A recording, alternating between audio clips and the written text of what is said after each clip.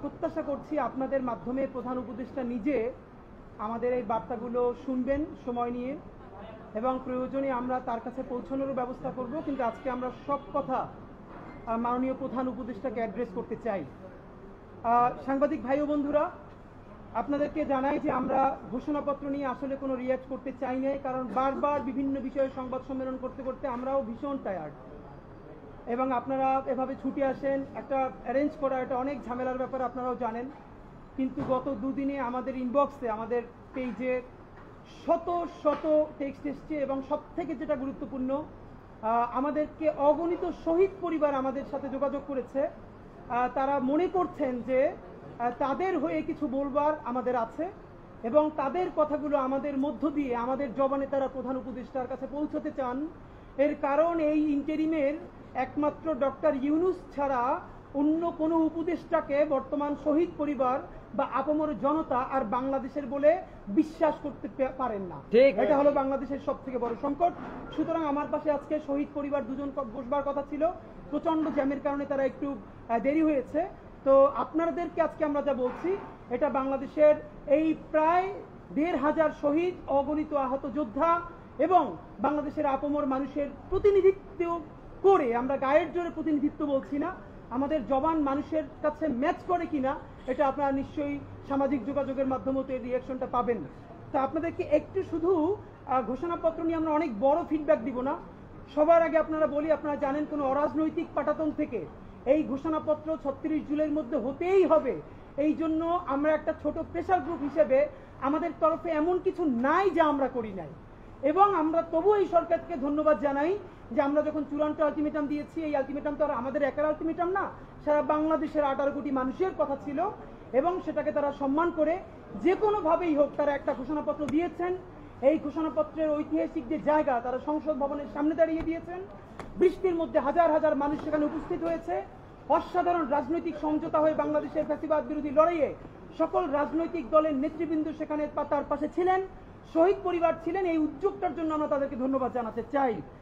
কিন্তু এরপরে যেটা আমাদের অত্যন্ত কনসার্নের ব্যাপার, আপনারা জানেন এই ঘোষণাপত্রের জবান কিভাবে হবে, এই ঘোষণাপত্রে মানুষের শরিকানা কেমনে নিশ্চিত হবে, এইটা জানবার জন্য ৩ তারিখ, অগস্টের ৩ তারিখ আমরা সরকারের দুজন উপদেষ্টার সাথে জুলাইয়ের বিভিন্ন স্টেক হোল্ডাররা বসেছিলাম একটি সরকারি মিটিংয়ে।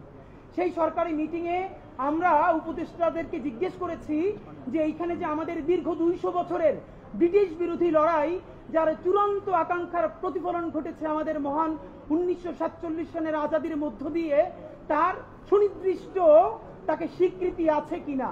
আমাদেরকে উপদেষ্টারা বলেছেন যে হ্যাঁ, ব্রিটিশ বিরোধী লড়াই থেকে শুরু করে সমস্ত সিগনিফিকেন্ট ইস্যুর স্বীকৃতি আছে, এবং তারা আমাদেরকে নিশ্চিত করেছেন। আমরা হতাশ হয়েছি, আমরা বলতে চাই না, বলতে খারাপ লাগে যে উপদেষ্টারা আমাদের সাথে মিথ্যা বলেছেন। আমরা ড্রাফট দেখতে চেয়েছিলাম, তারা বলেছে বিশেষ কারণেই যাতে আমরা ড্রাফটটা না দেখি, তারা আমরা যেন ট্রাস্ট করি। আমরা আজকে আপনাদের সামনে বলতে চাই, প্রধান উপদেষ্টার সেদিনকে বক্তৃতাটা আমরা অন্যভাবে বারবার দেখেছি। আপনাকে প্রধান উপদেষ্টা মহোদয়, আপনি কিভাবে দা ওয়ে ইউ টক, আপনার বডি ল্যাঙ্গুয়েজ, আপনি কোনটা স্পন্টেনিয়াসলি বলেন, কোনটা ইম্পোজড, এটা বোঝা যায় আপনার কথায়। পুরো যে বক্তৃতাটা, যে স্টেটমেন্টটা, যে ঘোষণাপত্রটা আপনি পড়েছেন, এইখানে আমরা আমাদের ডক্টর ইউনূসকে পাই নাই। আপনাকে মনে হয়েছে যে রাজনৈতিক দলগুলো সবাই মিলে লিখে দিয়ে আপনাকে দিয়ে পড়িয়ে নিয়েছে, কারণ আপনার যে স্পন্টেনিয়াস রিডিং, আপনি যেভাবে কথা বলেন, যেই আর্টিফিশিয়াল কোনো আর্টিকুলেশন ছাড়া কথা বলেন, আমরা সেটা পাই নাই। আমার মনে হয়েছে, আমাদের মনে হয়েছে যে আপনি পড়ে শেষ করতে পারলেই বাঁচেন। আপনাদেরকে প্রথমে বলতে চাই, এই যে রাজনৈতিক দলগুলো আছে, আপনারা তো এই ঘোষণাপত্র বারবার দেখেছেন। সরকারের কয়েকটা অংশজন আমাদেরকে বলেছে যে বড় ২-১টা রাজনৈতিক দল, তারা এই ঘোষণাপত্রের ওয়ার্ডিং এখান থেকে একটু চেঞ্জ হয়ে গেলে তারা এই প্রোগ্রামে অংশগ্রহণ করবে না। তাহলে সেই রাজনৈতিক দল বিএনপি, জামাত ইসলামী, এনসিপি, সবাইকে প্রশ্ন করছি, আপনারা সবাই মিলেই কি ১৯৪৭ সালকে খারিজ করে দিয়েছেন? ঠিক। দুইজনে উত্তর দিতে হবে। ডক্টর ইউনূস সাহেব, আপনাকে বলতে হবে, দীর্ঘ ২০০ বছরের লড়াই, সেই ২০০ বছরের কতগুলো ইভেন্ট, সেই পলাশী থেকে শুরু করে আমাদের সেই সিপাহী বিপ্লব, এরপরে আমাদের কত কর্তা সত্তা, আমাদের কত জীবন, আমাদের পূর্বপুরুষ গাছের সাথে ফাঁসিতে ঝুলেছে এই আজাদির জন্য। আমাদের মঙ্গল পান্ডেরা, হাজী শরীয়তুল্লাহ, আমাদের তিতুমির, হাবিলদার রজব আলী, তাদের রক্ত ঝরেছে। তার স্বীকৃতি আপনারা এখানে শুরু করেছেন শুধু এটা বলে যে যেহেতু উপনিবেশবাদী লড়াইয়ের সুদীর্ঘকালের ধারাবাহিকতা, এই যে উপনিবেশবাদী সুদীর্ঘকালের ধারাবাহিকতা, এই ধারাবাহিকতা থেকে যে একটা রাষ্ট্র বাসনার প্রথম অর্জন আমাদের 1947, সেই 47-এর কে বিরোধিতা করেছে? ইভেন শেখ মুজিব করেছে। 71-এর যারা আমাদের হিরো, তারাও কি 1947 সালে রাষ্ট্রের কেউ বিরোধিতা করেছে? মুহাম্মদ আলী জিন্নার বোন ফাতেমা জিন্না নির্বাচন করেছেন, তাকে আইয়ুব খানের বিরুদ্ধে জয়ী করবার জন্য শেখ মুজিব দিনরাত 24 ঘন্টা কাজ করেছে। ঠিক। মুহাম্মদ আলী জিন্নার মৃত্যুর পরে তারা গড়াগড়ি দিয়ে কেঁদেছে, অসমাপ্ত আত্মজীবনী পড়েন।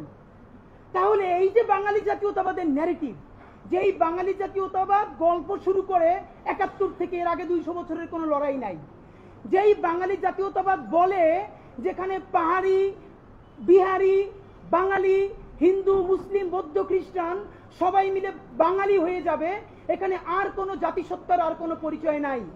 এই যে জাতিবাদী রাজনীতি, সবাইকে বাঙালি করে তোলা, সেই বাঙালি করে তোলবার সর্বনিকৃষ্ট ফলাফল হয়েছে শাহবাগের জঘন্যতম মব। সেই শাহবাগের জঘন্যতম মব দিয়ে এই বাঙালি জাতীয়তাবাদের নামে আমাদের দেশে বিচারিক হত্যাকাণ্ডকে সব থেকে বড় লেজিটিমেসি দেওয়া হয়েছে। অদ্ভুত। আমরা কি দেখলাম আমাদের এই ঘোষণাপত্রে? সেই যে বাঙালি জাতীয়তাবাদের বয়ান, তারই মনে হয় যেন একটা কন্টিনিউয়েশন করা হয়েছে, তার ধারাবাহিকতা রক্ষা করা হয়েছে। তাহলে এই বাঙালি জাতীয়তাবাদের বয়ান, যেই বয়ান মানুষকে জুডিশিয়াল কিলিং করতে পারে, গুম করতে পারে, খুন করতে পারে, হত্যা করতে পারে, এবং বিরোধী দলে ভোট দেওয়ার ফলে ধর্ষণ করলে তার পক্ষে আবার ন্যারেটিভ তৈরি করতে পারে, সেই বাঙালি জাতীয়তাবাদের বয়ানের জন্য তো হাজারো মানুষ জীবন দেয় নাই। ঠিক। ডক্টর ইউনূস সাহেব, আপনাকে স্পষ্ট বলতে হবে, এইটা কি আপনি লিখেছেন? এইটা লেখার কথা আসিফ নজরুল সাহেবের, উনি আইন উপদেষ্টা। তাহলে আইন উপদেষ্টাকে বলতে চাই, আপনি যে ড্রাফট করেছেন প্রত্যেকটা রাজনৈতিক দলের কাছে পাঠিয়েছেন, জামাত ইসলামী আপনারা কেন এখনো বলছেন না আপনারা এখানে 47 নিয়ে কথা বলেছেন কি বলেন নাই? ঠিক। বিএনপি যদি বলে যে তারা 47-এর বিপক্ষে অবস্থান নিয়েছে, ঠিক আছে, আমরাও তাহলে বিএনপির বিপক্ষে রাস্তায় অবস্থান নিব এবং সেটা সামনে নির্বাচনে অবস্থান নিব। 47-এর ধারাবাহিকতা হলো 1971। ঠিক। সেই 1971-এর চূড়ান্ত ধারাবাহিকতা আমাদের 2024। 47, 71, 24-কে একটার বিপরীতে আর একটা বারবার দাঁড় করানোর চেষ্টা হয়েছে। প্রত্যেকটা বাংলাদেশ বিরোধী ষড়যন্ত্র। এই প্রত্যেকটা আমাদের জান গেছে, জীবন গেছে, জবান গেছে, আমরা প্রত্যেকটাকে সমানভাবে ধারণ করি বন্ধুরা। সুতরাং আপনাদেরকে দ্বিতীয়ভাবে বলি, বাঙালি জাতীয়তাবাদের যে সূচনা বিন্দু, সেইখান থেকে এই ঘোষণাপত্র শুরু হয়েছে, এটা আমাদের জন্য লজ্জার। দ্বিতীয় কথা, 1975 সনে যে 7ই নভেম্বর ঐতিহাসিক সিপাহী জনতার যে বিপ্লব, এটা এখানে উল্লেখ আছে, অসাধারণ, আমরা এটাকে অ্যাপ্রিসিয়েট করি। 1990 সালে যে অভ্যুত্থান হয়েছে সেইটাও আছে, কিন্তু 1990-এর পরে এই ঐতিহাসিক যে অভ্যুত্থানটা হলো, এরপরে সকল রাজনৈতিক দলগুলো মিলে যে একটা সমঝোতা করেছিল, 91-এর পরেই সেই সমস্ত রাজনৈতিক দলগুলো সেই সমঝোতা যে ভেঙে ফেলেছিল, রাজনৈতিক দলগুলো যে বিশ্বাসঘাতকতা করেছিল, তার কোনো প্রতিধ্বনি কেন ঘোষণাপত্রের মধ্যে নাই? আমাদেরকে বলেন। আমরা এই জুলাই আমাদেরকে রাজনৈতিক দল অসাধারণ স্টেক, বিরাট শরিকানা, কিন্তু রাজনৈতিক দল যদি এই অভ্যুত্থান একা করতে পারত, তাহলে জামাতি ইসলামীর 6 জন প্রধান নেতৃবৃন্দকে ফাঁসি দেওয়া যাইতো না। ওই সময় তারা ফালাই দিতে পারত হাসিনাকে, বেগম জিয়াকে জেলে যাওয়া লাগতো না, হাত বাঁকা হয়ে ফেলা লাগতো না, তখনই বিএনপি ফালাই দিতে পারত। এর মানে সকল রাজনৈতিক দল এবং রাজনৈতিক শক্তি সবাই মিলেই তো এটা করেছে। আমরা এখানে দেখলাম কি, যেইখানে রাজনৈতিক দলের ইনভলভমেন্ট আছে, কোথায় 1975-এর 7ই নভেম্বর, 1990 সেই জিনিসগুলোকে এখানে অ্যাড্রেস করা হলো, কিন্তু যেই ঐতিহাসিক পর্বগুলোতে রাজনৈতিক দলের সংশ্লিষ্টতা নাই, অরাজনৈতিক মানুষেরা সব থেকে বড় রাজনৈতিক কাজ করেছে, তার একটাকেও অ্যাড্রেস করা হয় নাই। প্রমাণ, পিলখানা হত্যাকাণ্ড হলো এমন হত্যাকাণ্ড যেটা স্বাধীন বাংলাদেশের মধ্যে বসে, তার বুকের উপরে বসে দেশপ্রেমিক সেনাবাহিনীকে ভারতীয় আধিপত্যবাদ সমস্ত শক্তি ব্যবহার করে আমাদের ভাইদেরকে, বোনদেরকে তাদের চোখের সামনে মুহুর্মুহু হত্যা করে তাদের লাশগুলো ভাসিয়ে দিয়েছে। আমরা চারপাশে তাকিয়ে রয়েছি। এই রকম আমাদের সামরিক বাহিনীর উপরে হত্যাকাণ্ড আপনারা পারলে বলেন তো, 1971-এ পাকিস্তানও কোন ক্যান্টনমেন্টে এইরকম আক্রমণ চালাই আমাদের সামরিক বাহিনীর দেশপ্রেমিক অফিসারদেরকে মারতে পারছে কিনা আপনারা বলেন? পাকিস্তান আমাদের আর্মিকে যেরকম এইরকম মারতে পারে নাই, ভারত এবং আওয়ামী লীগ মিলে পিলখানায় আমার 57 জন সেনা অফিসারকে জঘন্যতম ভাবে হত্যা করলো, তার স্বীকৃতি এখানে নাই। বলা হয় নাই যে পিলখানা হত্যাকাণ্ডের মধ্য দিয়ে হাসিনা ভারতকে এখানে চূড়ান্ত ভাবে অনুপ্রবেশ ঘটিয়েছে। বন্ধুরা আমার, 2013 সালের শাপলা, মানে এমন ব্যাপার যে আমরা এগুলো নিয়ে এখন বাঙালি জাতীয়তাবাদ হলো এমন ন্যারেটিভ যা আপনি যদি ন্যূনতম মুখে দাড়ি থেকে পাঞ্জাবি থেকে মুখের আগে পরে বিসমিল্লাহ বলেন, অথবা আপনার সারা শরীরে মুসলমানিত্বের ন্যূনতম চিহ্ন থাকে, আপনি মানুষ থেকে মানুষ হয়ে উঠতে পারবেন না। এবং আজ এই জুলাইয়ের পরেও সেই মানুষগুলোকে মানুষ থেকে মানুষ হয়ে ওঠার নাগরিক ন্যূনতম মর্যাদার স্টেজ দেওয়া হয় নাই। যেই শাপলা গণহত্যায় সারা ঢাকার মধ্যে রাতের আধারে প্রকাশ্য দিবালোককে গুলি চালিয়ে অগণিত মানুষকে হত্যা করা হলো, এবং যেটার মধ্য দিয়ে ফজরের মধ্যে রক্ত ধুয়ে হাসিনা প্রথম শক্তি পেল যে কোনো গণহত্যা চালিয়ে ফজরের আগে রক্ত ধুয়ে আবার দেশ চালানো যায়, সেই গণহত্যার কোন স্বীকৃতি নাই। আপনি 3টে শব্দ রাখতো ভাই, আপনি যেখানে বললেন 1975-এর 7ই নভেম্বর, আপনি বললেন 90-এর অভ্যুত্থান, আপনি বলেন যে পিলখানা হত্যাকাণ্ড, শাপলা গণহত্যা, আপনি এতটুকু ঠিক কোন রাজনীতির কারণে বাদ দিলেন? পিলখানা হত্যাকাণ্ডের কথা বললে ক্যান্টনমেন্ট খেপে যায়, আমি বুঝি। এই আন্দোলন কি ক্যান্টনমেন্ট করে দিছে?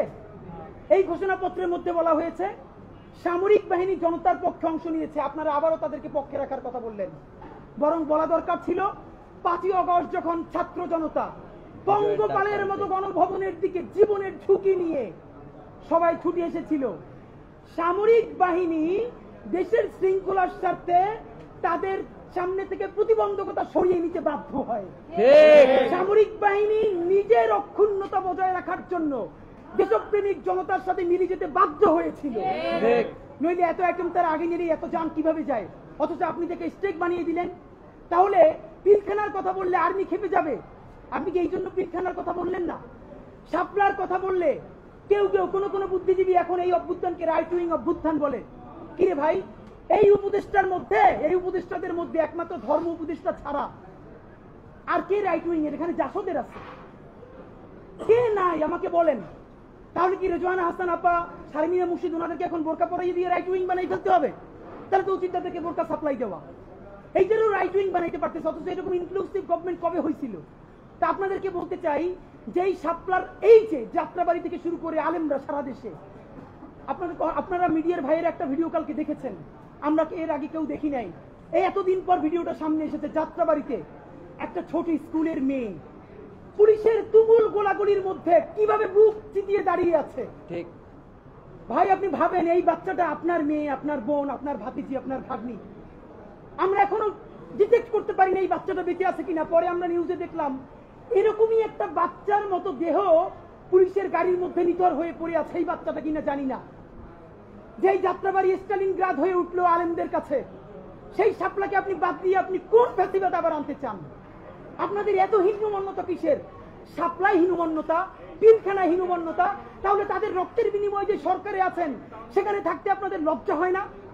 আপনাদেরকে সর্বশেষ আপনারা বলতে চাই, এই যেই হাসিনা পালাইতে বাধ্য হইছে যেই জেনজিদের কারণে, সেই জেনজিরা কিন্তু রাজনীতি সচেতন হয়েছে ঐতিহাসিক একটা ইভেন্টের মধ্য দিয়ে। এইটার কথা কেউ বলে না। যেই জেনজিরা স্ল্যাং নিয়ে রাস্তায় নেমে গণহত্যাকারীকে পালাতে বাধ্য করেছে, রাজনৈতিক দল তাদেরকে ইমাম মেনে পিছনে মুক্তাদি হিসেবে দাঁড়িয়েছে, সেই জেনজিরা প্রথম রাষ্ট্রের মালিকানা গ্রহণ করে নিরাপদ সড়ক আন্দোলনের মাধ্যমে। সেই নিরাপদ সড়ক আন্দোলনে প্রাইভেট বিশ্ববিদ্যালয়, পাবলিক বিশ্ববিদ্যালয়, 6, 7, 8, 9 এর বাচ্চারা, তাদের বাবারা মায়েরা খাবার নিয়ে রাজপথে নেমেছিল। ওই সময় রাজনৈতিক দলগুলো তাদের সাথে শতভাগ নামতে পারলে আওয়ামী লীগ ওই দিনে পড়ে যাইত। আমাদের নিরাপদ সড়ক আন্দোলনে আমাদের বাচ্চাগুলো কিভাবে রক্তাক্ত হয়েছে, কিন্তু এই রক্তাক্ত হওয়ার মধ্য দিয়ে তারা প্রথম এই এস্টাবলিশমেন্টকে, ফ্যাসিবাদকে গালি দিয়া শিখেছে। তারই চূড়ান্ত পরিণতিতে মাত্র 5 বছরের মধ্যে আমরা হাসিনাকে পালাতে বাধ্য করতে পেরেছি। আপনারা নিরাপদ সড়ক আন্দোলনের কথাটাও বললেন না। সুতরাং প্রধান উপদেষ্টা মহোদয়, আপনাকে বিনীত অনুরোধ করি, এইটা কোরআন না বা বাইবেল না যে কোনোভাবে সংস্কার করা যাবে না।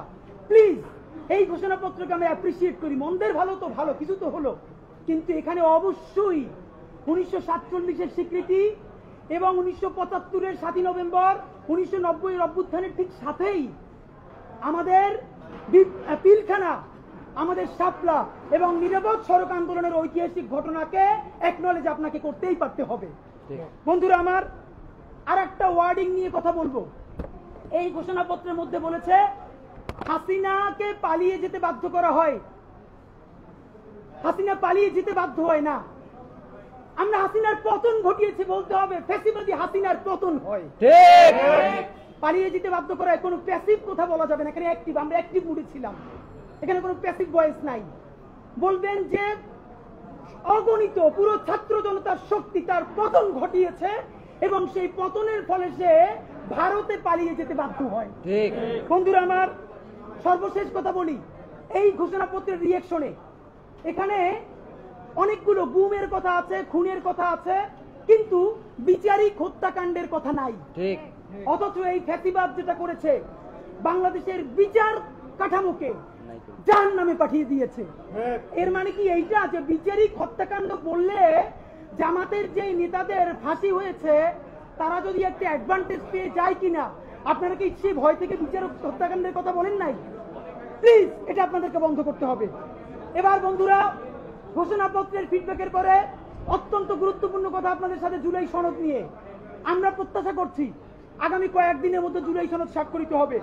নাম্বার 1, এই ঘোষণাপত্রে আপনারা যেরকম ভুজুং বাজুং দিয়ে জাতিকে বুঝাইছেন, আপনারা এই জুলাই সনদে সর্বশেষ বলেছেন, আমার হাতে প্রধান উপদেষ্টা মহোদয় 5ই অগস্ট একটি দীর্ঘ বক্তৃতা করেছেন। এই বক্তৃতার পুরো কপি আছে। এই বক্তৃতা অনুযায়ী উনি বলেছেন শীঘ্রই জুলাই সনদ বাস্তবায়ন হবে। এই জুলাই সনদের জন্য 19টা মৌলিক সংস্কারে সবাই ঐক্যমত্য পোষণ করেছে। এরপরে যে কথাটা আর বলা হয় না, এই 19টা ঐক্যমত্যের মধ্যে বিএনপি বলেছে তার মধ্যে 10টাই তারা নোট অফ ডিসেন্ট দিয়েছে। তো নোট অফ ডিসেন্ট কি? নোট অফ ডিসেন্ট হলো আপাত দৃষ্টিতে আমি এটা মাইনে নিলাম, কিন্তু আমি আসলে এইটার সাথে একমত না। তাহলে বিএনপি এই 19টার মধ্যে যেই 10টা নোট অফ ডিসেন্ট দিছে, সেই 10টাই তো মোস্ট সিগনিফিকেন্ট জায়গা। তাহলে বিএনপি সরকার গঠন করার পরে এর একটাও যদি বাস্তবায়ন না করে, তাহলে আমরা কেমনে বিএনপিকে ধরবো বলেন? মানে আইনি বাধ্যবাধকতা কোথায়? বিএনপি তো তখন বলবে, কেন ভাই, আমি তো বলেই দিয়েছি স্বাক্ষর করার সময় যেখানে আমার দ্বিমত আছে, এখন আমি এটা পারতেছি না বাস্তবতায়। মজার ব্যাপার বলি, সরকারের কয়েক জায়গায় জিজ্ঞেস করেছি, বলেন তো 19টা মৌলিক সংস্কারের মধ্যে আপনাদের কাছে একটা মোস্ট সিগনিফিকেন্ট কোনটা? তারা বলেছে সংসদের উচ্চকক্ষে পিআর ব্যবস্থা আনুপাতিক হারে। এবং আপনাদেরকে জানাই রাখি, সংসদের উচ্চকক্ষে যে পিআর, বিএনপি এখানে নোট অফ ডিসেন্ট দিয়েছে। যে সংসদের উচ্চকক্ষে বিএনপি যে নোট অফ ডিসেন্ট দিয়েছে, এটাও যদি সে বাস্তবায়ন না করে, তাহলে আমরা, মানে আপনি ভাবেন আমরা কি কারণে, ঠিক কোন কারণে আমরা এখন এই কথাগুলোকে বিশ্বাস করবো? রাজনৈতিক দলগুলোকে তারা ইন্টারিম থাকা অবস্থায় আমাদের চোখের সামনে 47কে নাই করে দিল, পিলখানাকে নাই করে দিল, শাপলাকে নাই করে দিল, নিরাপদ সড়ক আন্দোলনকে নাই করে দিল, বিচারিক হত্যাকাণ্ডের কথা তারা বললো না। যেই তারা ক্ষমতার মসনদ পেয়ে যাবে, এই কথা বলার পর যে আমরা আবার জেলে যাব না, তার প্রমাণ কি আপনাদেরকে বলবো? তাহলে আপনারা এটা কি চান? ডক্টর ইউনূস সাহেব, নাম্বার 2, আপনাকে বলতে চাই, আইনি বাধ্যবাধকতা আমাদেরকে অন্তত 20 জন শহীদ পরিবার বলেছে। ডক্টর ইউনূস সাহেব কি এগুলো সব সামনে সংসদের জন্য রেখে দেখেছে? তাহলে সে কি করবে? প্রধান উপদেষ্টা, এবার আপনার জন্য স্পেসিফিক 3-4টা আমাদের কথা আছে। আমরা এই কথাটার কথা লিখেছি ইন্টারিম বনাম ইউনূস। এখন যে কথাটা আপনাদেরকে বলবো, এই কথাটা আমরা প্রচুর হোমওয়ার্ক করে বিভিন্ন গণমানুষের সাথে, রিক্সাওয়ালা, ভ্যানওয়ালা, সবজিওয়ালা, পেশাজীবী, বিশ্ববিদ্যালয়ের শিক্ষক থেকে শুরু করে অনেকের সাথে কথা বলে আমরা এই কথাটা বলবার চেষ্টা করেছি। ডক্টর ইউনূস সাহেব, আমরা এখন পর্যন্ত যতদূর বুঝতে পেরেছি, আপনার ক্যাবিনেটের অলমোস্ট সকল উপদেষ্টা প্রতিদিন আপনাকে একটা আর্মি কুয়ের জুজু দেখাচ্ছে। ঠিক, আপনি সচিবালয়ের সংস্কার করলেই আর্মি টেক ওভার করবে, আপনি যদি পিলখানার কথা বলেন আর্মি টেক ওভার করবে। এইটার একটা প্রমাণ কি দিয়েছে? বাংলাদেশের ছাত্র জনতার একমাত্র প্রতিনিধি বানিয়েছে তারা এনসিপি কে। প্রধান উপদেষ্টা কান খুলে শুনে রাখেন, এনসিপি একটা রাজনৈতিক শক্তি, কিন্তু কোটি কোটি জুলাই যোদ্ধাদের একমাত্র মুখপাত্র তারা নয়। এনসিপি সমাবেশ করলে লোক কম হয়, এর মানে এই না যে মানুষ জুলাই ভুলে গেছে অথবা জুলাইয়ের রক্তের সাথে সে গাদ্দারি করার কারণে অনুমতি দিচ্ছে। বরং এনসিপির সাথে লোক কমায়ের বড় বাস্তবতা হলো তারা মনে করে বিএনপি বা জামাতে ইসলামী ঠিক যেভাবে জুলাইকে বিভিন্নভাবে বিজনেসের মডেলে নিয়ে এসেছে, এনসিপিও এখন সেটাই করছে, তাই তারা এনসিপির সমাবেশে আসে না। কিন্তু এই মানুষ, কোটি কোটি মানুষ এখন পর্যন্ত রাস্তায় নামতে প্রস্তুত যদি আপনি একটা বিপ্লবী ভাষণ দিয়ে জনতার পক্ষে সংস্কারের আপার হ্যান্ড নিয়ে নিতে পারেন। প্রধান উপদেষ্টা আপনাকে বলি, আপনারে আপনার উপদেষ্টারা সারাক্ষণ জুজুর ভয় দেখায় না? আপনারে বলি, একটু কান দিয়ে শুনেন, যদি ওয়াকার সাহেবের এবং আর্মি জেনারেলদের সাহস থাকে, আইরিপি সাহস থাকে, একটা কুক ওইতে দেখাইতে বলেন। ঠিক ভাইরা, ব্যাপারটা এমন না। লিথাল উইপেন যখন চলে তখন পুলিশের উইপন আর আর্মির উইপেনের পার্থক্য থাকে না, প্রত্যেকটাই জীবন কাইড়ে নেয়। এই মাত্র একটা বছর আগে আমাদের হাজারো হাজারো শহীদ যেই গুলিতে শহীদ হয়েছে, এর চেয়ে দামি গুলি তো আর্মি আমাদের উপরে ব্যবহার করতে পারবে না। আপনি মনে রাখেন, এই ওয়াকার সাহেব অথবা আর্মি যদি কোনো কু করার চেষ্টা করে, জনগণ গিয়া ক্যান্টনমেন্টের ইট খুঁজে নিয়ে আসবে। ইট, একটা ইট ক্যান্টনমেন্টে আস্থা থাকবে না, আপনি যাইকে রাখেন। আপনি কারে ডরান? আপনি ভোট নেন। মিনিমাম 100 রিকশাওয়ালার সাথে কথা বলেছি গতকাল পর্যন্ত, প্রত্যেকে বলে এই উপদেষ্টাদেরকে তারা বিশ্বাস করে না, কিন্তু ইনুস বেড়া ভালো। এর মানে সারা বাংলাদেশের জুলাই যোদ্ধারা, জুলাইয়ের পক্ষের শক্তিরা আপনার মুক্ত দেখা এখন পর্যন্ত এই সরকারের একটা হাত ধরে রাখছে। কিন্তু এই উপদেষ্টাদের কেউ কেউ ইতিমধ্যে রাজনৈতিক দল যারা সামনে ক্ষমতায় আসবে তাদের সাথে নেগোসিয়েশন করে কেউ সামনে আইনমন্ত্রী হবে, কেউ অন্যান্য মন্ত্রী হবে, কি কি হবে এইটা পাকাপোক্ত কইলে এখন তাদের জবানে আমাদের ঘোষণাপত্র লিখে দেয়। ঠিক এখন সেই ক্ষমতায় যারা আসবে সেই দলের মুখপাত্র হয়ে তারা এই সরকারের মধ্যে কাজ করে। প্রধান উপদেষ্টা, আপনার একটা কথা বলি, আমরা আগেও বলেছি এই সরকারের সকল উপদেষ্টা এক পা অন্য দেশে, বিপদ হইলে ভাইগে যাবে, কিন্তু আমরা দৃঢ়ভাবে বিশ্বাস করি আপনি ভাববেন না। এর প্রমাণ, আপনি যদি ভাবতেন পৃথিবীর কোন দেশ আপনারে রাখতে চায় না বলেন, তাহলে হাসিনার আমলেও 10 তলা বিল্ডিং বাইয়া আপনার আদালতে হাজিরে আপনি দিতে আসতেন না। ঠিক, আপনি তখনই বিদেশ থাকতে পারতেন। আপনি এই দেশে থাকতে চান বলেই আপনি আসছেন, আমরা বিশ্বাস করতে চাই। মাননীয় প্রধান উপদেষ্টা, আপনি বাঁচবেন কয়দিন বলেন? আপনার এত বয়স হয়েছে, বাংলাদেশের গড়ায় উঠছে প্রায় 20 বছর বেশি বাঁচছেন। আমার বাপের 63 বছর বাঁচছে, তার চেয়ে আপনি প্রায় 20 বছর বেশি বাঁচছেন। মাঝে মধ্যে মৃত্যু বেঁচে থাকার চেয়ে অধিক। মাননীয় প্রধান উপদেষ্টা, আপনি যখন আপনি একটা গবেষণা করেন, বাংলাদেশে গত 50 বছরে কোন রাষ্ট্রপ্রধানের 30 মিনিট 40 মিনিটের বক্তৃতা রিক্সা চালক, ভ্যান চালক, সবজি বিক্রেতা, বিশ্ববিদ্যালয়ের প্রফেসর, ছাত্র জনতা আধা ঘন্টা বসে তার বক্তৃতা শুনে নজির নাই, যেটা আপনারটা হয়েছে।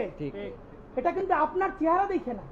আপনি রাজনৈতিক দল করছিলেন, ফেরও করছেন, কিন্তু এইবার যে আপনার এই বাংলাদেশের পক্ষে হৃদয় নিংড়ে ভালোবাসা, আপনি যখন বক্তৃতা করেন আপনি আর্টিফিশিয়াল কিছু বলেন না, কিন্তু আপনি যখন ঘোষণাপত্র বললেন আপনার চেহারা আর্টিফিশিয়াল ছাপ। ইদানিং আপনি স্ক্রিপ্ট দেখে দেখে বক্তৃতা করেন, এগুলো আমরা চাই না। মাননীয় প্রধান উপদেষ্টা, আপনার অন্তরে যা আছে, আপনারা যে যে বাধ্য করে তার কথা বলে দেন না। আপনারা কি করবে বলেন? আপনারা খুন করবে? আপনি প্রায় 80 বছর বাঁচছেন, আর কয় বছরই বা বাঁচবেন? আপনি কি খাবেন, কি বাঁচবেন? আপনি বরং যদি আপনার আর্মি মেরে ফেলে, আপনারা যদি ভারতীয় আধিপত্যবাদ গুলি করে, আপনাকে যদি হত্যা করা হয়, কিন্তু সেই রক্তের বিনিময়ে যদি আপনি শহীদদের রক্তের বিনিময়ে নতুন বাংলাদেশ গড়ে যেতে পারেন, আগামী 1000 বছর বাংলাদেশের মানুষ নামাজে প্রার্থনায় আপনার জন্য শুধু দোয়া করবে। বুড়ো মানুষটা থেকে শুরু করে শিশু আপনার বক্তৃতা শুনে মাননীয় উপদেষ্টা কতক্ষণ জানেন? যতক্ষণ আপনি জুলাইয়ের জবানে কথা বলেন। কিন্তু যেই রাজনৈতিক দলের কাছে কোন ধরনের সংস্কার ছাড়া আপনি নির্বাচনের কথা বলতেছেন, আপনি কি কি বলছেন আপনার একটু পয়লা শুনাই। আপনার ঘোষণাপত্র থেকে অল্প কয়েক টাকা মার্ক করে নিয়ে আসছি। মাননীয় প্রধান উপদেষ্টা, আপনি বলছেন যে সামনের নির্বাচনে, এবারের নির্বাচন যেন আনন্দ উৎসবের দিক থেকে, শান্তি শৃঙ্খলার দিক থেকে, ভোটার উপস্থিতির দিক থেকে, সৌহার্দ্য আন্তরিকতার দিক থেকে দেশের ইতিহাসে স্মরণীয় হয়ে থাকে, এই সকল আয়োজন করা হবে। মাননীয় প্রধান উপদেষ্টা, 6 মাস বাকি আছে। এই 6 মাসের মধ্যে আপনি এই উদযাপন কেমনে করবেন? নির্বাচন শুরু হইতে পারে না, এর মধ্যে মানুষকে হত্যা করতেছে রাজনৈতিক দল একটা আরেকটারে। তাহলে এই আমলা, এই পুলিশ, যেই পুলিশ রাজনৈতিক দলের ছত্রছায়া আবার হত্যাকাণ্ড ঘটাবে, আপনি তারা দিয়ে কেমনে পারবেন? প্লিজ আপনার এই বৃদ্ধ কাঁধে রাজনৈতিক দলগুলোর বন্দুককে রাখতে দিয়েন না। আপনি না পারলে কুইট করেন, ওরা নিজেরা বুঝে খাক। কিন্তু রাজনৈতিক দলের একমাত্র মুখপাত্র হইয়া বাংলাদেশের মুখপাত্র থেকে আপনি বিদায় নিয়েন না। আপনি নির্বাচনের কথা বলছেন, আমরা খুশি হয়েছি, কিন্তু ইতিহাসের স্মরণীয় নির্বাচন করার রুটম্যাপ কোথায়? বাংলাদেশের রাজনৈতিক দলগুলো আপনার সাথে মিটিং করে সামনে এসে বলে আমরা নির্বাচনের রোডম্যাপ দেখি নাই, আমরা হতাশ। ভিতরে কথা বলার চেষ্টা করলাম, আফসোস রাজনৈতিক দলগুলো এত বদমাশ কেমনি হয় ভাই? ভিতরে তারা একটা বারো ভালো করে কোনো রাজনৈতিক তারা নির্বাচনের ম্যাপ দেয় না। প্রধান উপদেষ্টারে তারা গিয়ে বলে বড় দলগুলো, ওই পেট্রো বাংলার চেয়ারম্যানটা কিন্তু আমাদের লাগবে, অমুক বিশ্ববিদ্যালয়ের ভিসি কিন্তু আমাদের লাগবে, স্বরাষ্ট্র আর জনপ্রশাসন মন্ত্রণালয়ের সচিবটা কিন্তু আমাদের লাগবে। বাইরে এসে বলে আমরা নির্বাচন না দেখে হতাশ। একই বিচারিতা। আপনার প্রতি অনুরোধ, এই যে আপনারা বাহিরে এসে বলে যে আপনি নির্বাচন দেন না, আপনি কেন প্রেস মিট করে বলেন না বিএনপি আমার পেট্রো বাংলা চাই, জামাত আমার স্বরাষ্ট্রমন্ত্রী চাই, এনসিপি আমার কাছে জনপ্রশাসন চাই, বলে দেন। ধরেন আপনি বইলে দিচ্ছেন, করবে কি? মারবে। আপনি এমনি একদিন বইলে দেবেন, আজীবন বাঁচবেন। আপনি বইলে দেন না, ওদের নেংটে কইলে দেন। রাজনৈতিক শক্তির আমরা পক্ষে, কিন্তু রাজনৈতিক দলের নামে নিপীড়নের পক্ষে আমরা নয়। বন্ধুরা আমার, আপনারা আপনি আরেকটা কথা বলেছেন, এখন থেকে প্রতিদিন আলাপ করুন আপনার এলাকায় ভোটদান ব্যবস্থা কেমন হলে সুন্দর হয়, কেমন হলে আনন্দমুখর হয়, সেটা আগে থেকে ঠিক করার জন্য, নতুন বাংলাদেশের কাজ করার জন্য সেইটা আপনারা প্রস্তুতি নেন। মাননীয় উপদেষ্টা যমুনে বললে হবে না, এলাকায় গিয়ে যদি এই এলাকা শুরু করি আমার পিটাইয়া ছালবাকল উঠেই আবার ঢাকায় পাঠাই। ঠিক, ঢাকার এলাকা কিন্তু এক না। এলাকায় সেই পরিবেশ আপনি তৈরি করতে পারছেন? এলাকার ওসি প্রতিদিন এখন বিএনপির উপজেলা সভাপতির ফোন করে ডায়াবেটিসের খবর নেয়। তা আমার কথা যদি বিএনপির বিপক্ষে যায়, আমার কথা যদি জামাতের বিপক্ষে চায়, তারা তো আমার দৌড়ে দিয়া কি করবে তা তো আপনি বুঝতে পারতেছেন না। প্রধান উপদেষ্টা, মাননীয় উপদেষ্টা, শেষের দিকে আপনার আরেকটা কথা আপনাদের বলা দরকার। আপনি এইখানে খুবই স্পেসিফিকলি বারবার নির্বাচনের যে রোডম্যাপটা দিয়েছেন, আমরা অত্যন্ত খুশি হয়েছি। আপনার হাতে সময় আছে 6 মাস। আপনাকে চূড়ান্তভাবে আমরা কয়েকটা প্রস্তাবনা দিতে চাই। নাম্বার 1, এই 6 মাসের মধ্যে আপনি একটা আপার হ্যান্ড নিবেন। সেই আপার হ্যান্ডের চূড়ান্ত কাজ আগামী 1 সপ্তাহের মধ্যে আপনি ইন্টারিম ভেঙে দেন। ঠিক, এই ইন্টারিমের অনেক উপদেষ্টা এখন সামনে কেউ বিএনপির, কেউ জামাতের, কেউ এনসিপির মুখপাত্র হইয়া তাদের দলীয় এজেন্ডাগুলো আপনার সামনে রেখে বাস্তবায়ন করবে। এইটা আপনি হতে দিয়েন না। আপনি অতি জলদি যে নির্বাচনটা উপহার দিতে চান তার জন্য ইন্টারিম ভেঙে দেন এবং অতি দ্রুত তত্ত্বাবধায়ক সরকার ঘোষণা করেন। এই ইন্টারিম ভেঙে দিয়া আপনি প্রধান হইয়া আপনি তত্ত্বাবধায়ক সরকার ঘোষণা করেন। আগামী 6 মাস মাননীয় প্রধান উপদেষ্টা, এটা অনেক অনেক বেশি ইনাফ, মোর দ্যান ইনাফ এই দেশে পাল্টাই দেওয়ার জন্য। আপনি কিছু বিপ্লবী সিদ্ধান্ত নেন। সেই বিপ্লবী সিদ্ধান্তের মধ্যে আপনি 1 নম্বরে বলেন যে এই যদি ক্ষমতায় আসবে ওয়াদা করতে হবে 72-এর সংবিধানকে বাতিল করতে হবে। যেই 72-এর সংবিধানের মধ্য দিয়ে বাকশাল হয়েছে, বিচারিক হত্যাকাণ্ড হয়েছে, সেই সংবিধানকে নতুন সংসদে বাতিল করে জুলাইয়ের ঘোষণাপত্রের আলোকে এবং জুলাইয়ের সনদের আলোকে নতুন সংবিধান রচনা করতে হবে। নাম্বার 2, প্রতিনিধিত্বশীল স্বাধীন পুলিশ কমিশন গঠন করতে হবে। আমরা বলেছি শুধু পুলিশ কমিশন না, কারণ এই পুলিশ যদি জানে আগামীতে বিএনপি ক্ষমতায় আসবে, জামাত ক্ষমতায় আসবে, সে হোমওয়ার্ক কইরা প্রত্যেকটা কেন্দ্র দখল করে ব্যালট ভরে দিবে, কারণ সে জানে তাহলে তার পোস্টিংটা ভালো হবে। সুতরাং আমরা চাই একটা প্রতিনিধিত্বশীল স্বাধীন পুলিশ কমিশন। এটা যদি 10 জনের মেম্বার হয়, 2 জন বিরোধী দল থেকে থাকবে, 2 জন বিশ্ববিদ্যালয়ের শিক্ষক থাকবে, 1 জন শহীদ পরিবার থেকে থাকতে পারে, এই পুরো সরকার থেকে থাকবে 5 জন, বাকি 5 জন অন্য স্টেক থেকে। যদি সেটা হয় তাহলে ন্যূনতম তাকে কিন্তু একটা কন্ট্রোল করা যাবে। নাম্বার 2, আপনি ন্যূনতম জুডিশিয়াল রিফর্ম না করে আপনি কিসের নির্বাচন দিচ্ছেন? এই যে নির্বাচনে খুন হবে প্রচুর, সেই খুনগুলো নিয়ে তো মামলা হবে। আমরা এই যে আসিফ মাহমুদ বনাম ইশরাক হোসেনের যে ক্যাচাল, সেই ক্যাচালে দেখলাম আদালত পর্যন্ত স্বীকার করতেছে যে এই ব্যাপারে রায় দেওয়ার উপরে তার উপরে চাপ ছিল।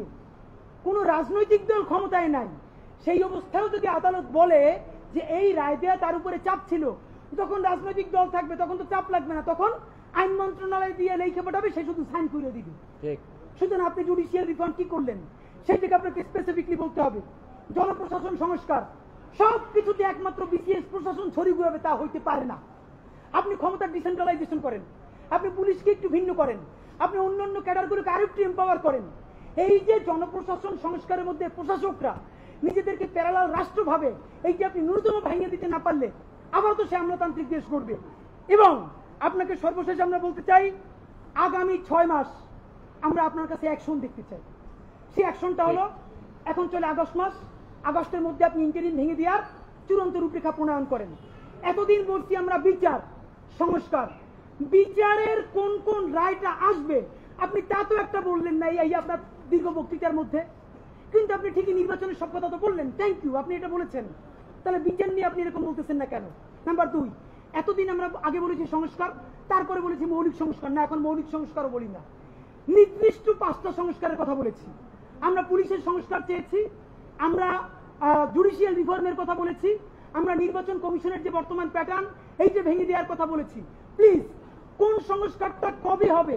নির্বাচনের আগে যদি আপনি একটা সংস্কার নিজে করে দেখাতে না পারেন, তাহলে বলেন প্রবাস থেকে লক্ষ টাকা প্লেন ভাড়া দিয়া বাংলাদেশের মানুষ কেন ভোট দিতে আসবে? বলেন, সে তো জানে একটা সংস্কার আপনি করতে পারেন নাই। এই যে ভোট দিয়ে যাবে, যারা ক্ষমতায় যাবে তারা ঠিক আগর কাটামতে সব 91 যেরকম তারা চুক্তি ভঙ্গ করেছে, চুক্তি ভঙ্গ করে আবার ফ্যাসিবাদ কায়েম করবে। শুধু শুধু সে কেন দেশে ভোট দিতে আসবে বলেন? সুতরাং আপনি যদি সত্যিকারে চান বাংলাদেশের ইতিহাসে সেটা নির্বাচন হোক, প্রবাসীরা ভোট দিক, লক্ষ লক্ষ টাকা খরচ করে মানুষদের মতো উদযাপন করুক, তাহলে ন্যূনতম কয়েকটা বিচার আপনার নির্বাচনের আগে করে দেখাতেই হবে। এই ইন্টারিমের সকল উপদেষ্টাকে বিদায় দিয়ে নতুন ফ্রেশ তত্ত্বাবধায়ক সরকার গঠন করতে হবে এবং অতি দ্রুত আপনাকে রেভলিউশনারি কিছু কাজ করে দেখাতে হবে, যাতে মানুষ বিশ্বাস করে রাজনৈতিক দলগুলো আসলেও তারা কোনো ধরনের গাদ্দারি করতে পারবে না। এবং সর্বশেষ কথা, সকল রাজনৈতিক দলের সাথে বারবার বসেন উপদেষ্টা মহোদয়, একটা বার 1500 প্রায় শহীদ তার পরিবারের সাথে আপনার বসা দরকার হয় না? এই যে এত সংস্কার করলেন, আমাদেরকে কেন তারা ফোন করে জিজ্ঞেস করে যে এগুলো সবটি তারা না কইলেই চলে যাবে? প্লিজ, জুলাই সনদ ঘোষণার আগে যা যা করতেছেন সেই রাজনৈতিক দলগুলোর একদিকে সামনে রাখেন, শহীদ পরিবারগুলোর সামনে রাখেন, তারপর বলেন যে এইটা করছি, একটু শহীদ পরিবারের কথার মূল্যায়ন করেন। এইটা যদি একটাও না করেন তাহলে কি করব? এই সরকার দুর্বল হয় সেটা করব না, আমরা নির্বাচনের বিরুদ্ধেও দাঁড়াবো না, তাইলে আবার বলবে আমরা গণতন্ত্র চাই না। আমরা যারা ক্ষমতাহীন কিন্তু জনতার জবানে কথা বলি, তারা এই নির্বাচন বয়কটের ডাক দিব। তখন একমাত্র যারা ক্ষমতায় এসে দুর্নীতি করবে সেই 20% মানুষ ছাড়া আপনি কোন কেন্দ্রে একটা কাক বিড়ালও খুঁজে পাবেন না। মাননীয় প্রধান উপদেষ্টা, জনতা শক্তিশালী না ক্ষমতা শক্তিশালী, আপনি যদি সেটা চ্যালেঞ্জ হিসেবে নিতে চান তাহলে কোন সংস্কার ছাড়া নির্বাচন দিতে পারেন, কিন্তু শত শত লাশ তারা ফালাবে সেই দায়ও আপনার নেওয়া লাগবে। মাননীয় প্রধান উপদেষ্টা, আপনারে আমরা ভালোবাসি জুলাইয়ের জন্য, আপনি প্লিজ তাদের বন্দুক আপনার কাঁধে নিয়ে আপনি বিদায় নিয়েন না, আপনি জুলাইয়ের বন্দুকটা হাতে নেন। রাজনৈতিক দল আর্মিরে ডাইকে বলেন যদি আমার হেল্প করেন করেন, নইলে যা যা করছেন সব বইলে আমি বিদেশ চলে যাব। যেই বাংলাদেশ জুলাই অর্জন করছে সেই জুলাই আবার তাদের বিরুদ্ধে রক্ত দিয়া ইনশাল্লাহ ইনসাফের বাংলাদেশ গড়বে। বাংলাদেশ জিন্দাবাদ, ইনকিলাব জিন্দাবাদ।